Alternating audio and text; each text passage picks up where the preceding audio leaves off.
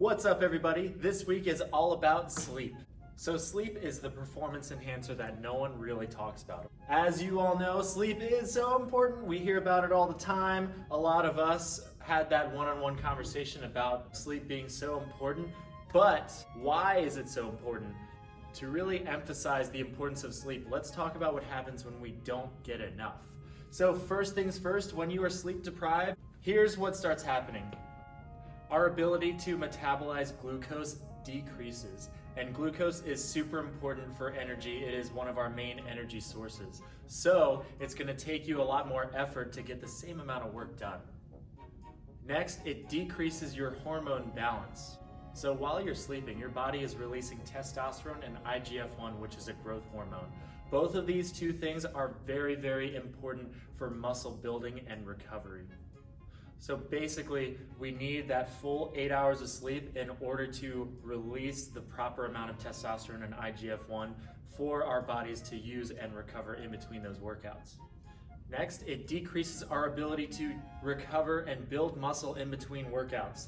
This kind of goes back to this testosterone and IGF-1 point, because these two hormones are so important for building muscle and recovering in between. When we are losing out on that hormone balance, we are losing out on those sweet, sweet gains. Next up, when we are sleep deprived, it increases our cortisol levels. What is cortisol? That is basically our stress hormone. When we have higher levels of cortisol, we'll be feeling more stressed. We're not going to be feeling as good. We're going to be feeling more tired. But also in the context of working out, increased cortisol can make you go catabolic.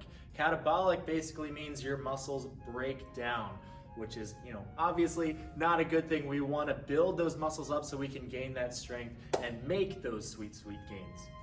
And lastly, being sleep deprived decreases your ability to lose the right weight. There was a study that had two groups of people. One group that was consistently sleeping 5 hours a night, and one group that was consistently sleeping 8 hours per night. They had the same workout routine, they had the same nutrition, and at the end of the 8-week period, they both lost the same amount of weight, but the difference is that the group that was getting 8 hours of sleep, more than 60% of that weight loss was fat, and they maintained their muscle. That other group, they lost both muscle and fat. So yeah, they lost weight, but they also lost a lot of muscle. So now I'm sure you're wondering, how can we make our sleep better? So we got 4 main things, but the most important one is having a routine. When you have a routine, something that you can replicate, it is essentially you getting your body ready to rest.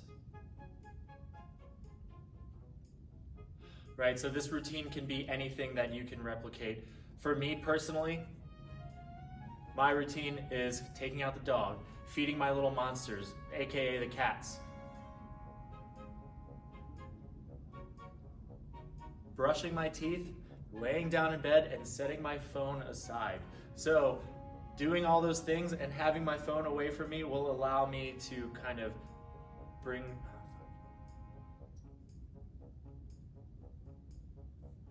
The first and most important thing is having a routine. When we do something that we can replicate day after day, it's going to help you find that stimulus and remind your body that, okay, it's time to wind down, it's time to get ready for sleep. Second thing is reducing your amount of daytime naps. So the reason why this is so important is because if we're having naps throughout the day, it can actually disrupt the amount of sleep that we get at night. This is very important because studies have actually shown that sleeping at night is what reduces your cortisol levels, not sleep in general. This all has to do with your circadian rhythm.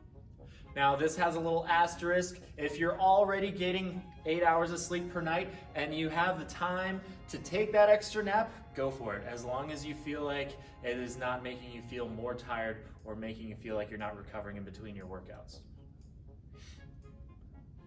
Number 3 is good sleep hygiene. Having a comfy bed and pillow, being in a cool environment, and keeping your stimulants as far away from bedtime as you can. Stimulants. Caffeine and alcohol are 2 big no-nos to have right before bed. Now, there have been studies that show that alcohol can help you fall asleep faster, but it disrupts your REM sleep. And then if all else fails, something that you can work on is breath work. You probably hear me talk about it in class way more often than you'd like to. But when it comes down to it, when you take those big deep breaths, breathing in through your belly and out through the mouth, it brings you back into a more relaxed state. One thing that I like to do when I am really wanting to go to bed, but I am just wired, I start working on taking these big deep breaths, and all of a sudden I feel my body start to relax, I feel my heart rate start to lower, and my blood pressure starts decreasing. All right, guys, so let's make sure we get our sleep, get your protein, and have a good day.